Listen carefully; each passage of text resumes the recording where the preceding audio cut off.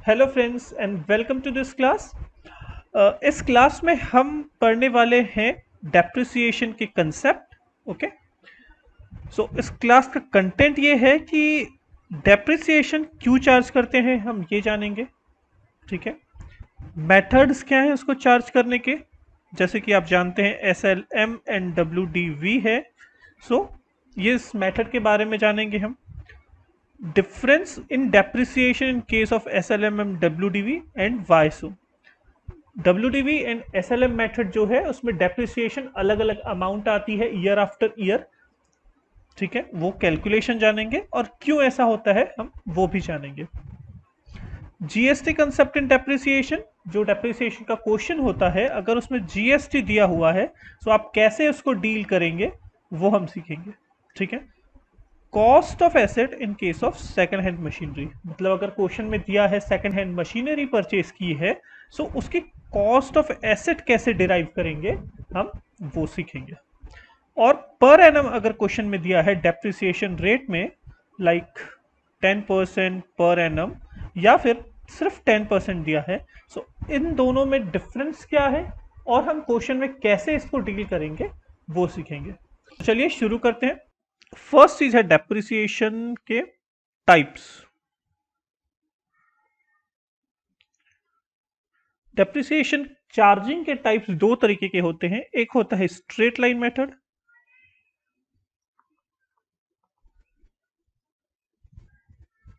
और सेकंड होता है रिटर्न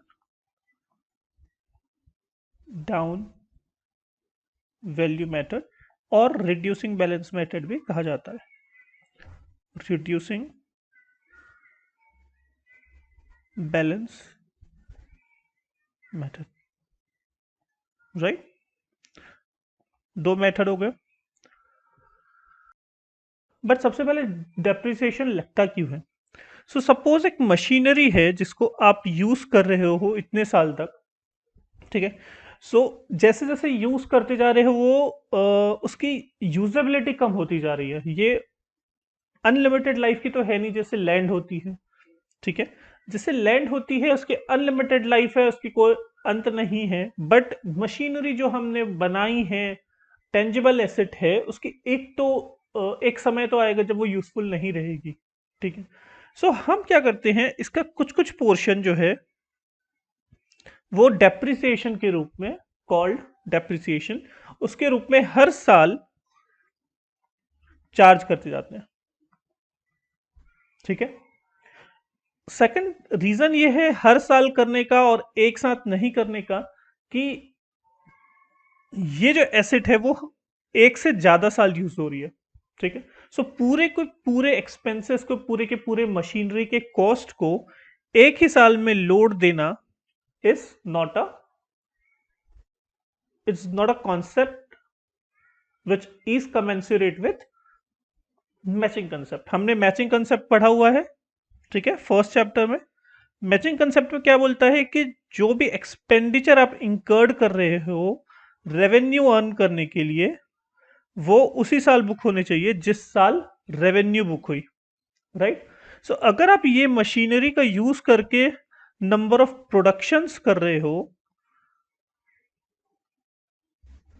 प्रोडक्शन कर रहे हो, अपने प्रोडक्ट को बना रहे हो, सो जिस साल प्रोडक्ट बने उससे की कॉस्ट में उसको इंक्लूड करना चाहिए। क्योंकि अगर ये प्रोडक्ट आज सेल हो गए 100 क्वांटिटी, सो इतना एक्सपेंस आपको इसमें बुक करना पड़ेगा। राइट, सो इसका वन ऑफ द रीजन है मैचिंग कंसेप्ट।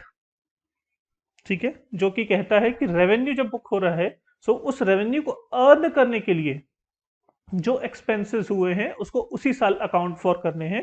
क्योंकि ये मशीनरी हमारे प्रोडक्शन में काम आ रही है अगर प्रोडक्शन से इन्वॉल्व है तो, और अगर सर्विस रिलेटेड है तो हम काफी सारी फिक्स्ड एसेट्स यूज करते हैं, फर्नीचर एटसेट्रा एटसेट्रा। सो हम जस्ट उसको एक छोटा सा part, 10% of depreciation, 15% of depreciation हम P&L में अकाउंट फॉर कर देते हैं। सो ये जो डेप्रिसिएशन है वो प्रोडक्शन के कॉस्ट का, वो प्रोडक्ट के कॉस्ट का पार्ट बन जाता है। ठीक है, सो ये है डेप्रिसिएशन का कंसेप्ट कि हम डेप्रिसिएशन इसलिए चार्ज करते हैं क्योंकि ये मशीनरी जो है एक साल से ज्यादा यूज होने वाली है। सो हम किसी पर्टिकुलर एक साल में ना उसका चार्ज पूरा ना डाल के ओवर द ईयर हम उसको बाइफरकेट कर देते हैं। ठीक है। सो डेप्रिसिएशन का इसलिए अगर आप मीनिंग देखेंगे, so due to its wear and tear बोलता है, वियर एंड टीयर और इट्स यूज और ऑब्सोल्यूशंस। ठीक है।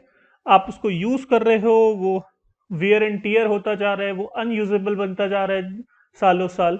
सो उसके पर्पज से वो हम कुछ जो अमाउंट चार्ज करते हैं, एक पोर्शन ऑफ कॉस्ट चार्ज करते हैं, वो कहलाता है डेप्रिसिएशन।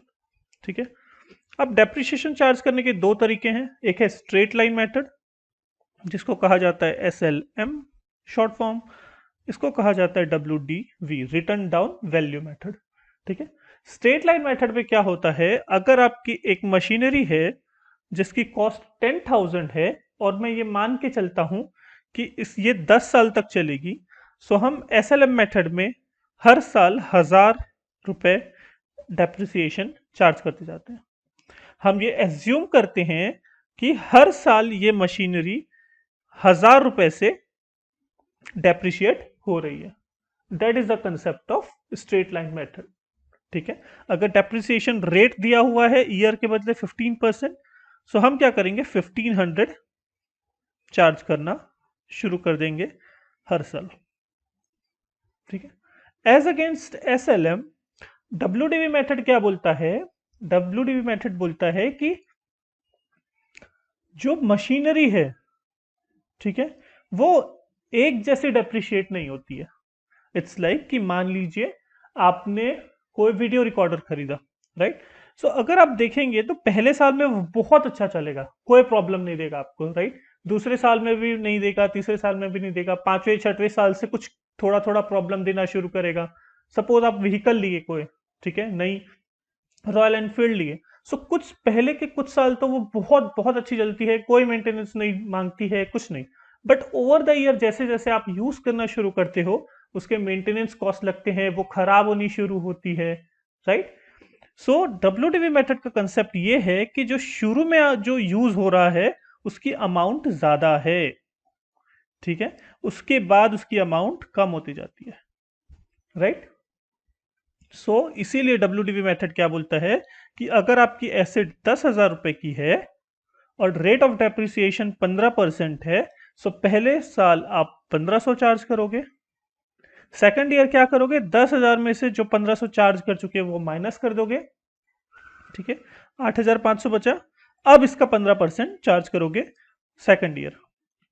थर्ड ईयर में क्या करोगे, ये वाले अमाउंट को फिर माइनस कर दोगे, जो बैलेंस बचा उसमें फिर 15% करके कैलकुलेट करोगे यहां। ठीक है।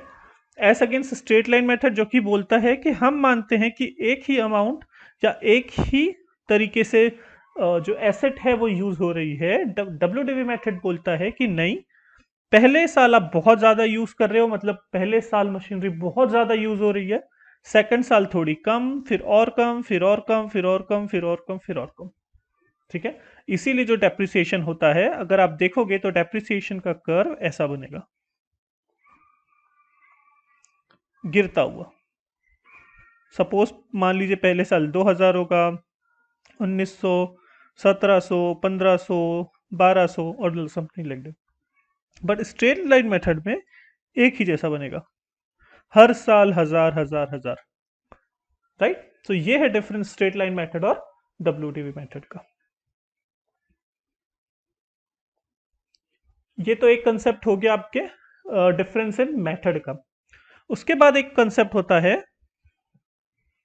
GST का। जैसे कि आप जानते होंगे कि अभी GST प्रेवलेंट है। सो आप अगर मशीनरी खरीदे हैं 10,000 की और उसमें 18% GST लगा है, सो टोटल आपने कितना पे किया होगा, 11,800 रुपए। ठीक है। हम GST प्रोविजन में ज्यादा स्ट्रेच तो नहीं करेंगे, पर क्वेश्चन पॉइंट ऑफ व्यू से हम ये मान के चलेंगे, अनलेस क्वेश्चन में स्पेसिफिकली दिया है कि ये जो GST का पोर्शन है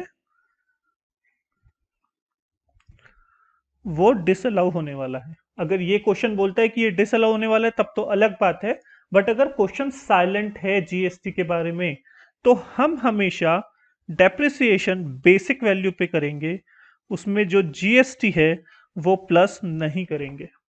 इसका मतलब जब भी आपको फाइंड बोलेगा कि cost of determine the cost of asset, कि 10,000 का मशीनरी है उसमें 18% जीएसटी लगा है, सो हमेशा कॉस्ट ऑफ एसेट रहेगी 10,000 रुपीज। हम इसमें जीएसटी नहीं इंक्लूड करेंगे, ठीक है। बट अगर क्वेश्चन बोलता है कि ये डिसअलाउ होने वाला है, इसका क्रेडिट नहीं मिलने वाला है, जो कि कुछ कुछ केसेस में होता है, तब हम इसको इंक्लूड कर सकते हैं, ठीक है। सो जब भी आप, क्योंकि हमने 10,000 कैपिटलाइज किया है, जब भी आप डेप्रिसिएशन के लोग कैलकुलेट करेंगे इसी अमाउंट पे कैलकुलेट होगा, ठीक है। सो ये एक इंपॉर्टेंट कंसेप्ट है कि अगर जीएसटी आपके क्वेश्चन में दिया हुआ है, ठीक है, सो हमेशा अगर क्वेश्चन में और कुछ नहीं दिया हुआ है तो आप जीएसटी को कॉस्ट ऑफ एसेट में इंक्लूड नहीं करेंगे, ठीक है। जीएसटी जो है वो इंक्लूड नहीं होता है। अगर सेकंड कंसेप्ट है आपका, अगर आपने कोई सेकंड हैंड मशीनरी परचेज की,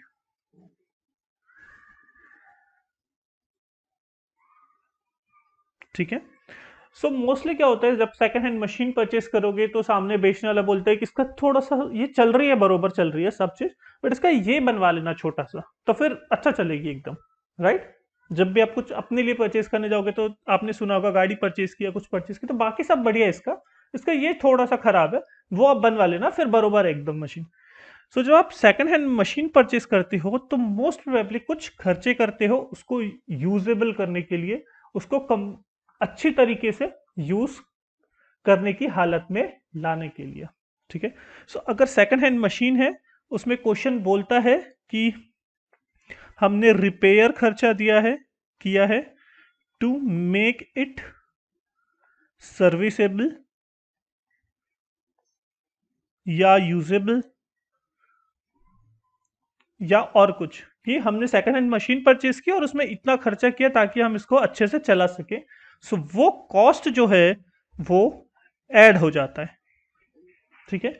सपोज 10,000 की मशीनरी थी, आपने उसमें रिपेयर खर्चा किया 2,000 टू मेक इट यूजेबल, उसको यूज करने लायक बनाने के लिए, उसकी एफिशिएंसी बढ़ाने के लिए। सो कॉस्ट ऑफ एसेट जो है वो 10,000 नहीं 12,000 होगा, ठीक है। बट सपोज क्वेश्चन आगे बोलता है कि हमने मशीन खरीदी, उसको यूजेबल बनाया और उसके बाद उसमें मेंटेनेंस खर्चा किया, मेंटेनेंस एक्सपेंसेस। सेकंड ईयर में क्या हुआ, हमको मेंटेनेंस एक्सपेंसेस इंकर करना पड़ा 20,000 का।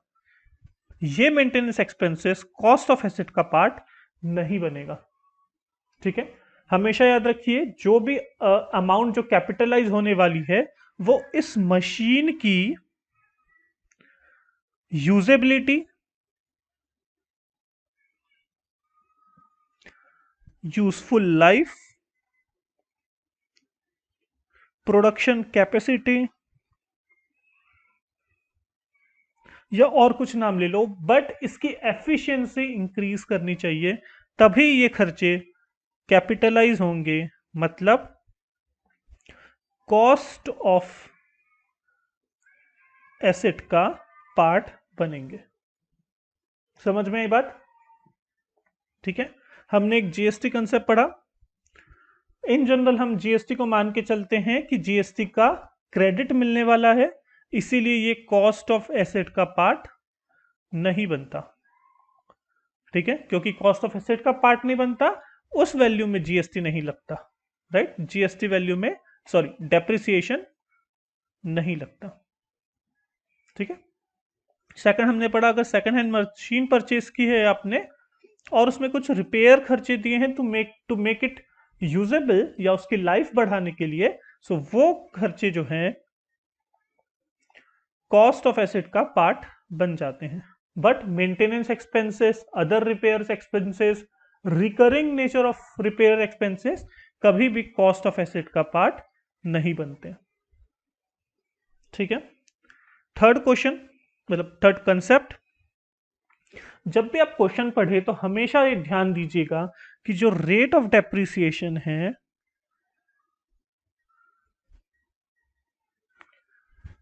वो